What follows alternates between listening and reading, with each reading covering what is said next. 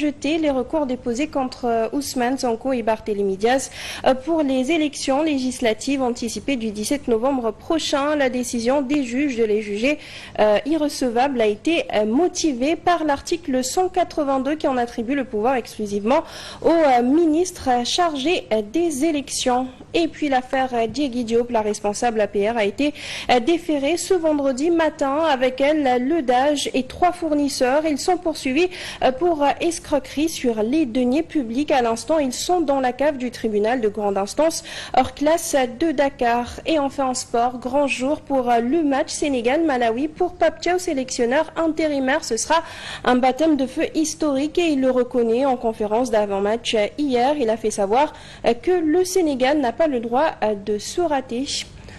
Voilà tout pour l'essentiel des titres. Le développement, c'est tout de suite.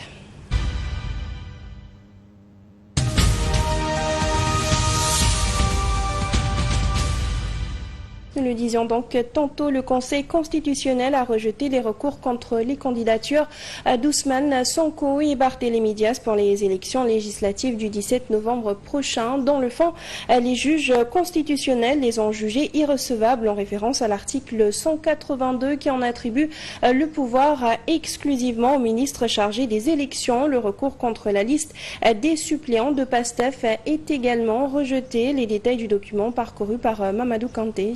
C'est un ouf de soulagement pour d'un côté le parti PASTEF dirigé par le Premier ministre Ousmane Sonko et de l'autre pour la coalition Sam Sakadou avec à la tête de sa liste nationale pour les législatives du 17 novembre prochain, le maire de la ville de Dakar Barthélémy Diaz. Les listes de ces deux formations politiques avaient été attaquées de recours en contestation après la décision du ministère de l'Intérieur et de la Sécurité publique les déclarant recevables. Pour la liste de PASTEF, 2 recours ont été introduits par le mandataire de la coalition Takoualou Sénégal contre la candidature de Ousmane Sonko investi sur la liste nationale et contre la liste des suppléants présentée par le parti pour non-respect de la règle de parité. Des recours jugés irrecevables par les 6 sages à l'absence d'un des leurs. Selon la décision du Conseil, la règle de parité est bel et bien respectée sur la liste des suppléants du PASTEF. Leur liste nationale aussi ne souffre désormais d'aucun obstacle. L'article 182 du Code électoral,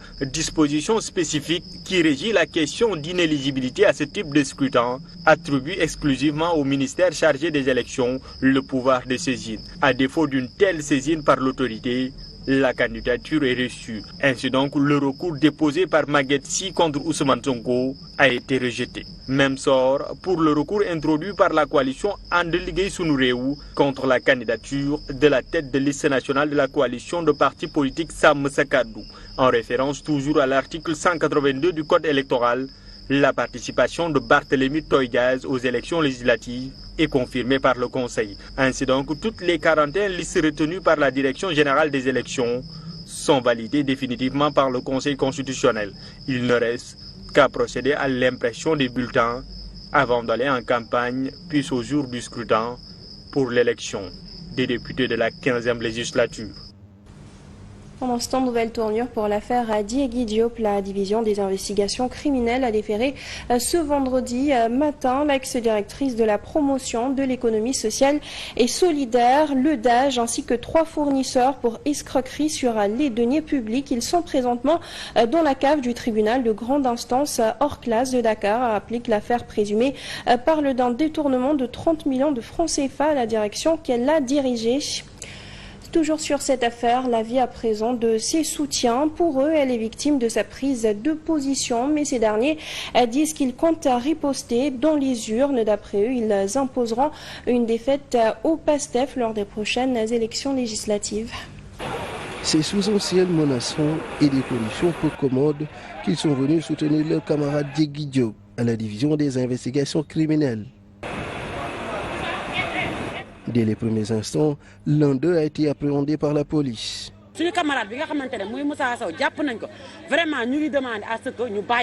Diégui Diop, dans des vidéos amateurs, est apparu tout décontracté.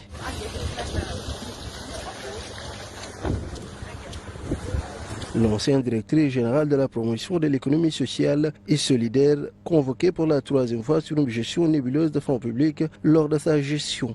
Ses souteneurs parlent de bouc émissaire. Qui dérangeait beaucoup de gens, dérangeait aussi le régime en place. Parce que elle se fait bien la communication et est toujours sur les médias. Politique la ben côté dañ ko ciblé parce que moi nekul ministre nekul DG. Ces derniers ne comptent pas rester les bras croisés et comptent rendre la vie difficile au nouveau régime lors des prochaines élections législatives. Nous savons ce qui nous a coûté la victoire lors des dernières élections présidentielles. Nous n'allons pas refaire la même erreur. Nous avons toutes les armes en main.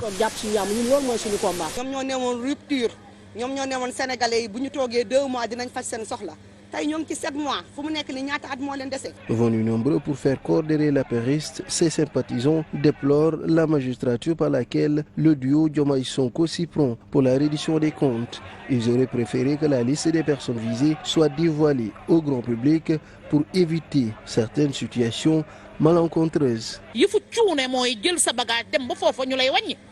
Quelqu'un comme moi ou quelqu'un d'autre, comme moi, Le volet politico-judiciaire, toujours, le député Abbas Fall a déposé hier une plainte contre le journaliste Adama Gueye, l'accusant de diffamation. Abbas Fall se dit injustement accusé par Adama Gueye d'avoir perçu la somme de 5 milliards de francs CFA de la part d'investisseurs espagnols dans le cadre de l'affaire de Laser. Selon le journaliste, ce montant aurait été versé à Abbas Fall pour qu'il fasse pression sur Jean-Michel Sen, directeur de Laser, justement afin d'écarter la société AE Power Sénégal du projet. Et puis, oser la révolution constitutionnelle, c'est ce que prône Eliman Khan de l'ex-Africa. À travers un texte, il y rappelle la succession des différents régimes, mais qui n'ont pas apporté des changements majeurs, s'inspirant des assises nationales de la Commission nationale des réformes des institutions. Eliman Khan insiste sur la souveraineté, mais à travers une rupture avec le mimétisme mécanique des textes juridiques et la prise en charge de l'héritage politique. Momar Cissé. Les assises nationales de la Commission nationale de réforme des institutions prônent dans leurs conclusions une vision qui met l'accent sur la justice sociale, l'équité et l'égalité des citoyens en droit. Elle propose également un modèle de gouvernance consolidant et institutionnalisant la démocratie participative basée sur une approche d'inclusion circulaire et multi-acteurs et un cadre institutionnel consacrant le dialogue entre l'État et les acteurs politiques, sociaux et économiques pour définir et évaluer régulièrement les orientations politiques. Diomaye s'est engagé suite à sa victoire lors de la présidentielle à réviser et à protéger la Constitution en s'inspirant des conclusions des assises et des réformes proposées par la Commission nationale des réformes des institutions, a rappelé Eliman Abikan, analyste gouvernance et politique publique, président du think tank Lex Africa. Selon ce dernier, la souveraineté prônée nécessite dès lors une rupture avec le mimétisme mécanique des textes juridiques et la prise en charge de notre héritage politique spécifique pour enraciner la Constitution dans les éléments endogènes qui fondent notre société. Ce qui suppose, selon Eliman Abikan, l'implication des citoyens dans sa conception, la simplification de la présentation du contenu dans les langues nationales pour faciliter l'appropriation du texte fondamental par les citoyens dont ils organisent et régulent les interactions quotidiennes et les institutions qui les encadrent. Il s'y ajoute un cadre réglementaire progressiste, souverain et refondateur, d'où des changements en profondeur et audacieux et d'aller au-delà des limites de l'héritage colonial. Il s'agit aussi de la gouvernance transparente et inclusive comme levier de mobilisation citoyenne pour oser la révolution constitutionnelle. À cet effet, et pour éviter une énième déception aux Sénégalais, Eliman Abikan indique que cela passe par le vote, qui est une impérieuse nécessité du régime en place, et d'aller vers des réformes d'adaptation pour impulser une véritable refondation. En éducation, retour sur la situation des universités au Sénégal. Les travailleurs du COUD lancent un appel pressant aux nouvelles autorités concernant le budget de fonctionnement de 2024 fixé à 20 milliards de francs CFA contre plus de 30 milliards en 2023. Une réduction qui, disent-ils, impacte sérieusement le fonctionnement de l'espace universitaire, notamment en ce qui concerne la prise en charge des étudiants et des repreneurs. Néanmoins, ils annoncent le démarrage des cours à partir du 19 octobre prochain. Sous la pression de l'urgence et du temps, l'intersyndicale du Centre des œuvres universitaires de Dakar a décidé de parler pour interpeller les autorités gouvernementales sur la situation des travailleurs du coude.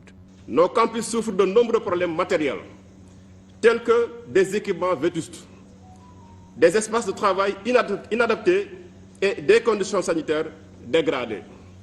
Ces insuffisances non seulement entravent notre capacité à accomplir nos tâches efficacement, mais elles mettent également en danger notre santé et notre sécurité. La subvention qui était jadis à 30 milliards de francs CFA en 2023, pour cette année, ils n'ont reçu que 20 milliards de francs CFA, soit un gap de 10 milliards. Dans un contexte, dit-il, où l'université va accueillir 24 000 nouveaux bacheliers de plus. Ce surpeuplement du campus entraîne une surexploitation des services offerts aux étudiants, pose des défis importants de gestion des infrastructures et des installations, de gestion médico-sociale des étudiants, entraînant aussi des tensions budgétaires avec la diminution de 10 milliards de la subvention de l'État en 2024. Des tensions budgétaires, des équipements vétustes, des espaces de travail inadaptés, les repreneurs menacent d'arrêter toutes les activités si aucune volonté de trouver de solution n'est manifestée. Et sur ce, ils interpellent aussi le nouveau directeur du COUD, Ndene Mbodj. Les événements du 1er juin 2023 ont causé l'incendie de tous les bus de transport du personnel du COUD, des véhicules des agents, le saccage de nos locaux et de notre outil de travail. L'État du Sénégal avait pris l'engagement de prendre en charge les dégâts au niveau de toutes les universités du Sénégal. Nous attendons toujours. Malgré toutes les difficultés, les étudiants n'ont jamais manqué de manger, de se loger, se soigner, ni de voir leur cadre de vie pris en charge, a fait savoir l'intersyndicale et disent être prêts à démarrer les enseignements. En sport à présent, Sénégal-Malawi, ce sera ce soir au stade Maître Abdoulaye Wade de Diamniadio à partir de 19h pour ce rendez-vous comptant pour la 3e journée des éliminatoires de la CAN Maroc 2025. Le Sénégal n'a pas le droit de se rater. Le sélectionneur intérimaire Pape Thiaw l'a fait savoir en conférence d'avant-match hier. Il affiche par ailleurs le plein de confiance à réaction. Maintenant, ce qui reste juste, c'est de mettre le cerveau, le logiciel au bon endroit. Je pense qu'on s'est bien préparé depuis lundi. On a vu l'intensité qu'il y a eu à l'entraînement, donc avec des joueurs très déterminés. Parce que si je me rappelle bien, il y a eu, après notre match face à Burundi, au Malawi, donc à la fin du match, on s'est regroupé pour se dire voilà, le mois d'octobre, c'est un mois très, très, très important. Et pour ce rassemblement, je pense que les joueurs l'ont montré. Après, c'est sûr, on a travaillé, on a beaucoup travaillé pour pouvoir gagner le match de demain. Et espérons que ça va se faire. Mais bon, après, ce que je vais proposer, je préfère demain qu'on le verra sur le terrain. Ce n'est pas quelque chose à dévoiler ici à la veille d'un match en conférence de presse. Mais bon, espérons que la tactique qu'on va mettre en place et les choses qu'on a mis en place vont bien marcher. Sport toujours, les acteurs de la lutte attendaient la nomination d'un nouveau président hier, mais cela n'a pas pu se faire. Le ministre des Sports a proposé des concertations et la proposition de 3 noms venant des différents acteurs pour décider mardi prochain. Seulement, cela n'a pas plu à certains acteurs qui ont décidé de bouder. Compte rendu, Grégoire Gomme. Le CNG est encore sous le feu des projecteurs. Alors qu'on s'attendait à la nomination du nouveau président ce jeudi, la ministre des Sports a renvoyé la balle aux acteurs de la lutte. Le motif évoqué. Je me suis inscrite dans la logique des plus hautes autorités de ce pays. Et cette logique, c'est une logique d'inclusion, une logique participative, une logique de concertation. Ça ne veut dire pas que toute décision que j'aurai à prendre concernant la mise en œuvre de mes différentes missions, je vais privilégier cette démarche de concertation. Sauf que la dite démarche semble contraire à ce qu'on a toujours assisté. Il est vrai que la nomination des membres du CNG relève du pouvoir discrétionnaire de l'État, c'est-à-dire le ministre en charge des sports. Mais moi, j'ai préféré convier tout d'abord les acteurs afin de pouvoir recueillir leurs avis et observations. Avis et observations qui vont mener à la présentation d'une shortlist. Khadija Ngueye veut 3 noms venant de ces acteurs, ce pour faire son choix mardi. Sauf que ça ne passe pas du tout chez certains acteurs qui ont boudé. Sorti parce que tendance bi mu jël neexuma. Je suis sorti pour manifester mon désaccord. Elle s'est présentée avec son objectif et elle a voulu faire des propositions. Et tout le monde du jamais vu. C'est un hold-up monté. Proposé que le Moussoul Am. Il y a un hold-up qui était déjà monté. Ah oui. Parce que des gens sont venus prendre la parole. Les Birasen. Il y en a les Birasen. Mais 80% c'est un truc monté. Diax de poursuivre. Des associations se lèvent pour dire oui. On aime ce CNG. Il faut qu'il reste. Qu'il respecte les gens. Polémique avant installation, reconduction de Birasen ou rupture. Rien n'est encore sûr. La patate chaude est entre les mains de Khadija Ngaye. La parole à Gris Bordeaux, président des lutteurs en activité. Son plaidoyer pour une reconversion des lutteurs après la carrière, des doléances qu'il a exposées devant le ministre. Les lutteurs souffrent. Surtout. La ministre des Sports sait que les lutteurs souffrent, surtout les jeunes. La lutte doit dépasser ce niveau. Il faut une reconversion de ces lutteurs avec ce gouvernement. Parce que dafa am état bu bees bu fi nekk war a yokk Sénégalais yi mbër dafa ànd ak métier mbër dafa ànd ak liggéey. Ces lutteurs doivent avoir un métier et l'agriculture. ñi ngi jëm ci ay Jeux Olympiques. Et là, on va vers les Jeux Olympiques. Et là, ils ne sont pas du tout actifs. Beaucoup d'entre eux sont au chômage. Ils leur font un métier. C'est mon cri de cœur parce que nous sommes plus de 8000. 8000 et quelques. Et place tout de suite à la revue de presse. Bonjour, les journaux parus ce vendredi font état du placement en garde à vue de la dame Djigui Diop convoquée hier à la DIC. Selon Source A, Djigui Diop a été placé en garde à vue. 3 fournisseurs et d'âge du ministre de l'économie sociale et solidaire aussi placés en garde à vue. Poursuivi pour 30 millions, elle nie en bloc. C'est le cas dans les Échos qui parlent de cette affaire et écrit que Djigui Diop nie en bloc, mais le DAGE et les fournisseurs ont aussi été arrêtés. Elle a été enfoncée par ces derniers qui ont révélé aux enquêteurs qu'ils lui donnent de l'argent. Autre affaire, il s'agit de celle des 94 milliards révélés par l'Observateur à sa une. Cette affaire, selon le journal, atterrit au parquet financier. Ousmane Sonko, le Premier ministre, et les précisions de son avocat sur sa probable convocation. Mais El Diouf, avocat de Mamour Diallo, déclare dans l'école du journal Mamour Diallo ne m'en a pas saisi. Le quotidien, lui, parle d'une affaire. Il s'agit de celle de 37 milliards relative au contrat d'identification entre Azer et e-Power. Le journal titre Ombre sur les 37 milliards. La Banque Santander veut des explications sur l'utilisation des fonds de démarrage. Sur le journal, une partie de l'argent aurait servi à payer des primes. La Tribune, dans sa parution du jour, note que Naïler réclame l'autosaisine du pôle judiciaire, mais dit ne pas comprendre le silence des gouvernants sur cette affaire, dont celle de l'ONAS. Diomaye est aussi interpellé. Un glissement par rapport à la politique, le témoin sur ce point indique que Sonko et Barth seront bel et bien dans la course aux législatives. Le Conseil constitutionnel a rejeté les recours contre leur inéligibilité introduits par les coalitions Takku Wallu Sénégal et En Liggéey Sunu Réew. Walf Quotidien, lui, par rapport aux législatives, émet des doutes face au pléthore de listes, ressemblance des bulletins et des cas de démission. Il existe bien des risques de confusion, titre le journal. À propos de ce scrutin, Vox Populi rapporte que l'Alliance pour la République APR a décidé de retirer sa responsable Néné Fatoumata Tall de la liste majoritaire départementale de Guédiawaye de la coalition Jamb ak Njariñ d'Amadou Ba. Les partisans de Macky reprochent à Amadou Ba et compagnie leur manque de sérénité, de jeux troubles et de tricherie. Guerre totale entre Macky et Amadou Ba, titre le journal. C'est ce que le quotidien Bis le Jour appelle les petits meurtres entre alliés. Relevant que Guédiawaye, l'Alliance pour la République APR dénonce le jeu trouble d'Amadou Ba et se retire. Le même journal signale que le comité électoral de l'Alliance des Forces du Progrès, réuni jeudi autour des enjeux des investitures sur les législatives, a déploré le sort réservé aux compagnons de Niass par la coalition Jamb ak Njariñ, la liste dirigée par l'ancien Premier ministre Amadou Ba. S'agissant des partis traditionnels, là s'interroge, est-ce la fin de l'histoire? Selon le journal, le contexte politique actuel du Sénégal laisse entrevoir, au-delà des querelles politiciennes, l'avènement d'une nouvelle génération de leaders politiques sans filiation idéologique pour la plupart avec les partis traditionnels. En économie, le Soleil annonce que 3 mois après le démarrage de l'exploitation de ce pétrole, le Sénégal a atteint 100 000 barils par jour. La révélation est faite par le président du conseil d'administration de Woodside, Richard Koider, lors d'une audience avec le président de la République Bassirou Diomaye Faye. Ce dernier a également souligné que l'investissement de 5 milliards de dollars, environ 300 millions de francs CFA, a permis à Woodside de générer plus de 4400 emplois directs et indirects. Un sport record sur le match entre le Sénégal et Malawi, gagner et dissiper les doutes. Bonne lecture.